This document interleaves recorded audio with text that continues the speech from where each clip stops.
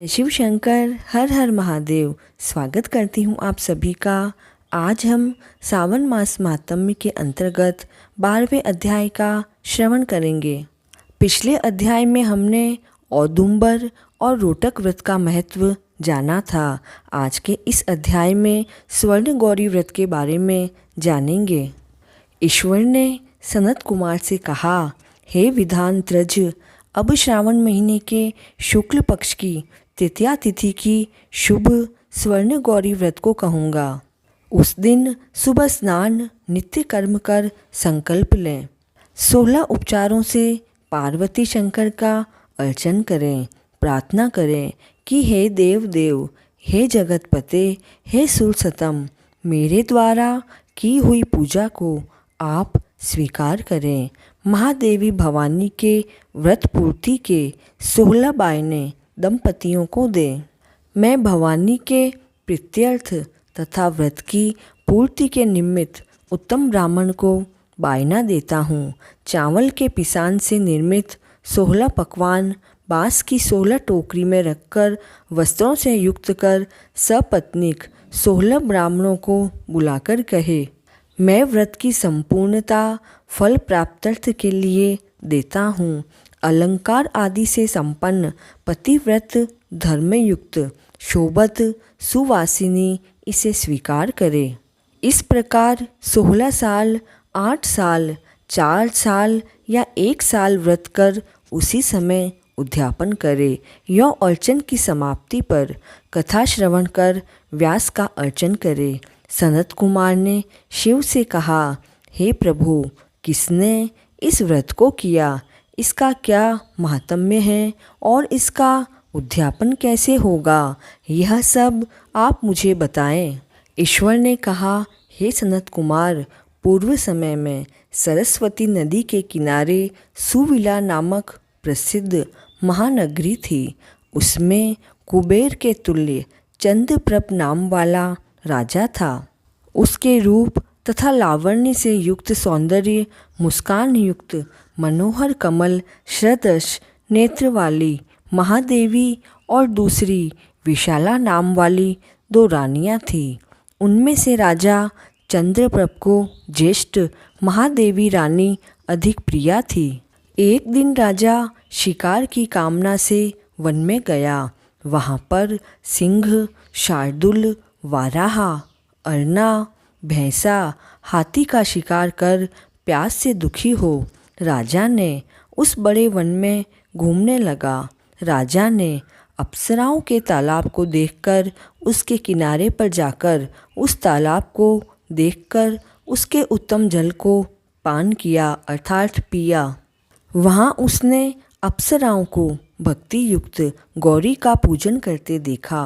उन अप्सरा गणों से कमल नेत्र वाले राजा ने पूछा कि हे देवियों, आप यह क्या कर रही हो। वे बोली, हे नृपश्रेष्ठ, हम स्वर्ण गौरी का व्रत करती हैं। तब राजा ने कहा, हे देवियों, इसकी विधि तथा इसका फल भी आप विस्तार युक्त मुझे कहें। उन स्त्रियों ने कहा, हे राजन, श्रावण शुक्ला तीज के दिन स्वर्ण गौरी नाम का यह व्रत किया जाता है। इसमें परम प्रसन्नता तथा भक्ति द्वारा पार्वती और शंकर का पूजन किया जाता है। 16 तार का डोरा अपने दाहिने हाथ में पुरुष व वाम हाथ में स्त्रियां धारण करती है। यह सुनकर चंद्रप्रभ राजा ने भी व्रत कार्य को संपन्न कर सविधि 16 तार के डोरे को अपनी दाहिनी भुजा में बांधकर व्रत को स्वीकार किया।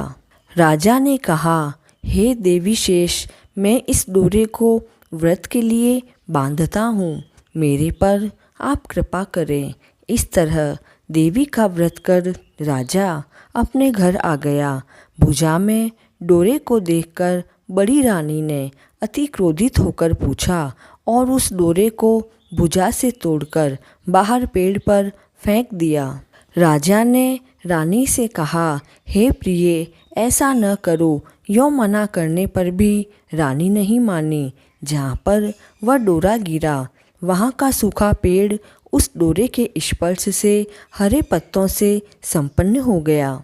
यह देखकर छोटी रानी ने आश्चर्ययुक्त होकर उस पेड़ से टूटे डोरे को अपनी बाई भुजा में बांध लिया। उस दिन से, उस महीने के मातम्य मात्र से वह छोटी रानी राजा को सर्वाधिक प्रिय हो गई।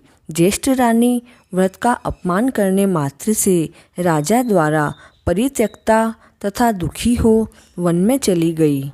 वहाँ महादेवी का चित्त से ध्यान कर पवित्र मुनियों के स्थान में कहीं निवास किया, पर श्रेष्ठ मुनियों ने उसे देखकर कहा, अरे पिशाचिनी, यहाँ से चली जा।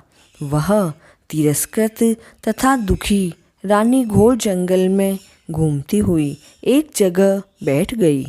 उसी समय रानी के आगे दया से देवी प्रकट हुई। देवी को देखकर नृपप्रिया रानी ने भूमि पर दंडवत प्रणाम तथा स्तुति की। हे देवी, आपकी जय हो, आपको बारंबार नमस्कार है। हे भक्त, हे वरप्रदे, आपकी जय हो। हे शंकर वामांगे, आपकी जय हो। हे मंगले, मंगल रूपे, आपकी सदा सर्वदा जय हो। इस तरह भक्ति के द्वारा देवी से वर प्राप्त कर गौरी अर्चन तथा व्रत किया। व्रत के प्रभाव से राजा उस बड़ी रानी को अपने घर ले आया। देवी के वर प्रसाद से उसने सब इच्छाओं को प्राप्त कर लिया। दोनों रानियों के सहित राजा ने संपूर्ण राज्य का उपयोग कर सम्मतशाली गया को गया। अंत में दोनों पत्नियों के सहित राजा शिवलोक चला गया।